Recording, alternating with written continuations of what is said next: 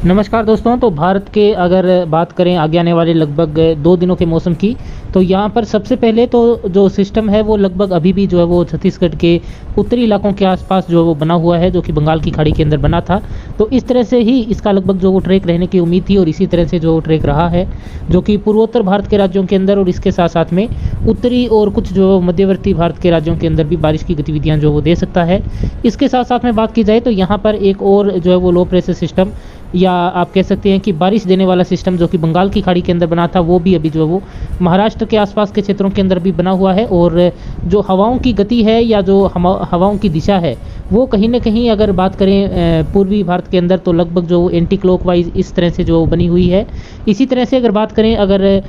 पश्चिमी भारत के राज्यों के अंदर, तो यहाँ पर हवाओं की दिशा लगभग जो इस तरह से, यानी आप कह सकते हैं कि अरब सागर से लेकर के और यहाँ से हवाएं जो है वो आ रही है इन मैदानी इलाकों के अंदर। इसके बाद में अगर यहाँ पर जो है वो उत्तरी भारत के अंदर सिस्टमों की बात की जाए, तो उत्तरी भारत के अंदर एक WD यानी पश्चिमी विक्षोभ जो कि काफ़ी कमज़ोर दर्जे का है, वो जो है वो अभी गुजर रहा है। तो ओवरऑल बात करें तो ये मुख्य रूप से जो है वो बड़े तौर के ऊपर जो सिस्टम है वो बने हुए हैं। अगर आर्द्रता की बात की जाए आगे आने वाले लगभग 24 से 48 घंटों के अंदर जो वो किन किन क्षेत्रों के अंदर ज़्यादा रह सकती है, तो पूर्वोत्तर भारत के राज्यों के अंदर और मध्यवर्ती भारत के राज्यों तक, यानी लगभग उत्तर प्रदेश के मध्यवर्ती जिलों तक बात करें, यहाँ पर अगर मध्य प्रदेश के भी मध्यवर्ती जिलों तक बात करें, तो यहाँ पर आर्द्रता लगभग जो है वो 80% से ऊपर रहने का अनुमान जो वो लगाया गया है। यानी जो नमी की मात्रा है वायु के अंदर वो काफ़ी ज़्यादा जो है वो इन क्षेत्रों के अंदर रह सकती है। और पश्चिमी जो खास तौर से मैदानी इलाके हैं, यानी राजस्थान और आसपास के क्षेत्र, राजस्थान के अंदर, गुजरात के अंदर, पश्चिमी मध्य प्रदेश के क्षेत्र, यहाँ पर जो नमी की मात्रा है वो लगभग जो है वो 40% या उससे भी कम रहने का अनुमान है। इसके साथ साथ में दक्षिणी भारत के अंदर भी नमी की मात्रा लगभग जो है वो 80% के आसपास जो वो बनी रह सकती है। उत्तरी भारत के अंदर भी नमी की मात्रा जो है वो लगभग जो है वो 70-75% के आसपास रहने का अनुमान है WD की वजह से। और तापमान भी अगर बात करें तो लगभग इसी तरह से जो है वो इसके उल्टे क्रम के अंदर, यानी सबसे ज़्यादा तापमान जो है वो इन क्षेत्रों के अंदर, यानी पश्चिमी या मध्यवर्ती पश्चिमी भारत के राज्यों के अंदर, जबकि सबसे कम तापमान जो है वो आगे आने वाले लगभग 24 से 48 घंटों के अंदर पूर्वोत्तर भारत के राज्यों के अंदर जो वो देखने को मिल सकते हैं। इसके बाद में अगर बारिश की मात्रा की बात की जाए या बारिश की बात करें, सबसे पहले शुरुआत करें अगर पूर्वोत्तर भारत के राज्यों से, तो यहाँ पर जो है वो बारिश की गतिविधियाँ काफ़ी तेज़ बारिश के रूप में आपको सिक्किम के अंदर, अरुणाचल प्रदेश, नागालैंड, मणिपुर, मिजोरम, असम, मेघालय, यानी पूर्वोत्तर भारत के लगभग सभी राज्यों के अंदर तेज़ मूसलाधार बारिश की गतिविधियां देखने को मिल सकती है। पश्चिम बंगाल के अंदर, ओडिशा के उत्तरी जिलों के अंदर, इसके साथ साथ में पूर्वी बिहार और इसके साथ साथ में बात करें तो झारखंड के भी अधिकतर क्षेत्रों के अंदर बादलों की आवाजाही के बीच में मध्यम दर्जे की बारिश की गतिविधियां काफ़ी स्थानों के ऊपर और कुछ स्थानों के ऊपर हल्की बारिश की गतिविधियां देखने को मिल सकती है। जबकि अगर उत्तर प्रदेश के जिलों की बात करें तो उत्तर प्रदेश के अंदर पूर्वी जिलों के अंदर, यानी जिसके अंतर्गत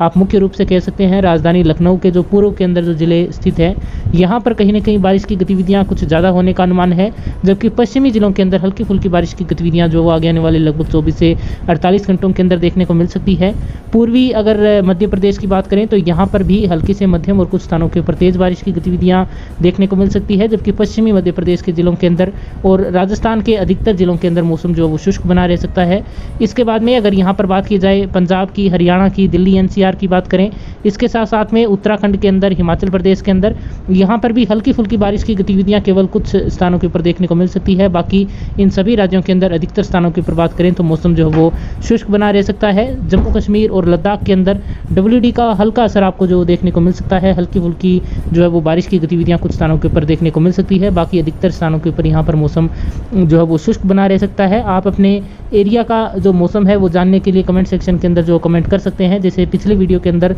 जो है वो कमेंट जिस तरह से आए थे, तो उसके अनुसार अगर देखा जाए तो गोंडा जिले के अंदर बारिश की गतिविधियां जो है वो हल्की से मध्यम और कुछ स्थानों के ऊपर तेज़ बारिश के रूप में आपको देखने को मिल सकती है।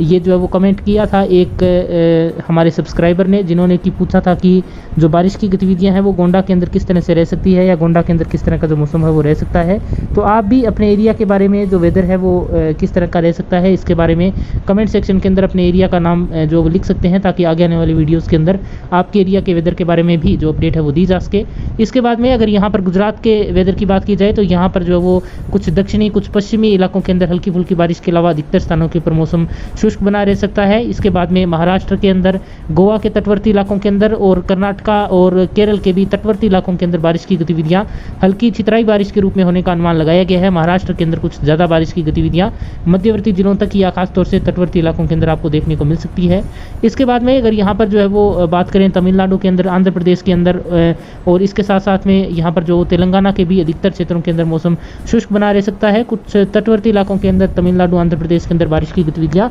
हल्की छितराई बारिश के रूप में आपको जो देखने को मिल सकती है। इसके बाद में अगर ओवरऑल बात की जाए भारत के अंदर किस तरह से मौसम जो रह सकता है आगे आने वाले 1 से 2 दिनों के अंदर, तो ओवरऑल सबसे ज़्यादा जो बारिश की गतिविधियां हैं वो पूर्वोत्तर भारत के राज्यों के अंदर जो वो होने का अनुमान लगाया गया है। और बाकी क्षेत्रों के अंदर जिस तरह से बताया कि पश्चिमी मैदानी इलाकों के अंदर लगभग मौसम शुष्क बना रह सकता है। दक्षिणी भारत के अंदर जो वो तटवर्ती इलाकों के अंदर बारिश की संभावना जो वो बनती हुई नज़र आ रही है, लेकिन कोई विशेष तेज़ बारिश की संभावना नहीं है। महाराष्ट्र के अंदर कुछ स्थानों के ऊपर हालांकि जो मध्यम दर्जे की बारिश की गतिविधियां देखने को मिल सकती है। उत्तरी भारत के अंदर जैसा कि बताया कि WD का असर आपको जो देखने को मिल सकता है। तो उम्मीद करूंगा कि आपको जो अपडेट दी गई है आपके लिए हेल्पफुल साबित हुई होगी। वीडियो को पूरा देखने के लिए आपका बहुत बहुत धन्यवाद।